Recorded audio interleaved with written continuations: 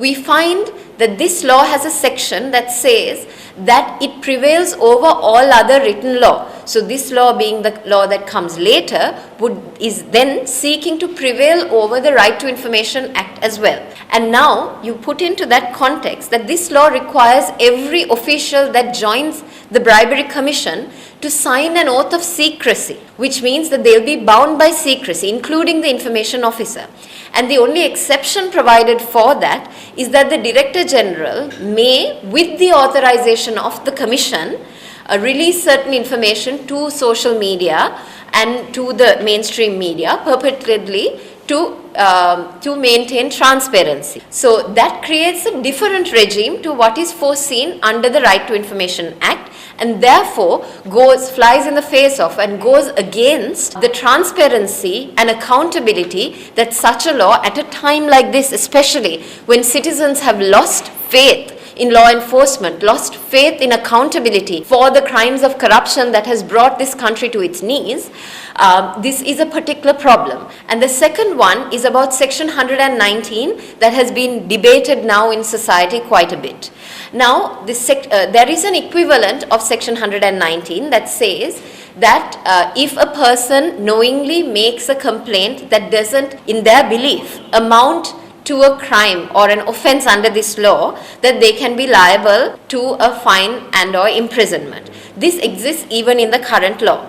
Now, the new law also seeks to bring in this as an offence. However, to the best of our knowledge, and we are informed that this offence has never been used in Sri Lanka. No prosecution has happened under this offence. Why is there a need for us to bring in such a regressive provision into the new law? Because it can create a situation where people hesitate that they might be witch hunted or targeted for merely having made a complaint, and this applies to organizations like TISL as well. There is this understanding or this narrative that has been created that this law will solve all the problems of corruption in Sri Lanka, and that this law covers all the aspects of corruption in Sri Lanka. It certainly does not. It covers certain aspects of corruption, and it does so well in certain instances. We have had laws for years in Sri Lanka that are able to address the issues of large-scale corruption, grand corruption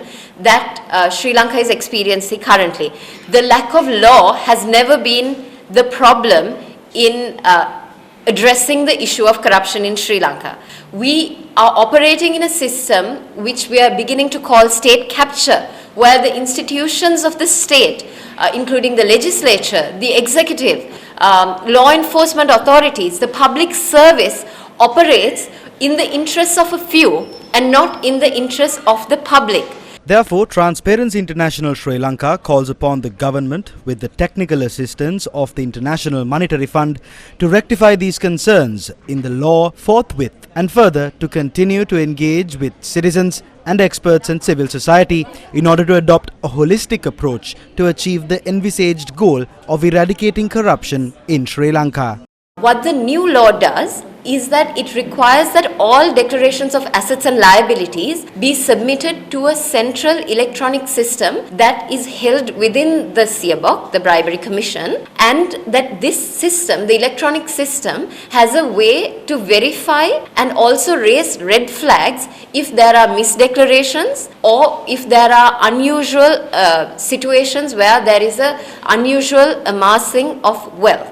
So this is a very positive change in the law, and it also requires that an asset declaration once submitted, subject to a redaction of sensitive information, will be publicly available for access by citizens and civil society as well as law enforcement. A second critical change is that this law, this proposed law in its current form, brings within its ambit private sector bribery. That is, bribery that the private sector engages in vis-a-vis other private sector actors. And it would hold senior officials in the private sector, owners of companies, etc., liable for carrying out bribery.